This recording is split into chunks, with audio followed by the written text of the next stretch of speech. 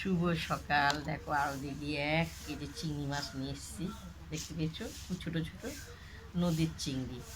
তো এই দেখো পাঁচমিশালি মাছ, নানা রকমের মাছ। এটা হলো তুল মাছ, আয়লা মাছ, পমপ্লিট মাছ, খেসা মাছ। এটা হলো পমপ্লিটের, এটা আয়লা, মানে বিভিন্ন রকমের মাছ আছে এখানে। তো মাছ দেখে তো খুব খুশি, শীতকাল এসছে, নানা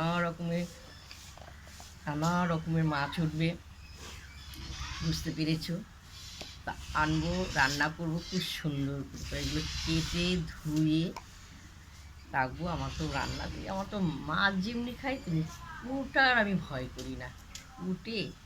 কেটে কুটে ভালো করে ধুয়ে রান্না। তো তোমরা এইসব মাছ কারা কারা ভালোবাসো? পাঁচমিশালি মাছ আর এই চিংড়ি মাছ। চলো কেটে নিয়ে ধুয়ে নেবো। অবশ্যই লিখে পাঠাবে কারা কারা খুব ভালোবাসো।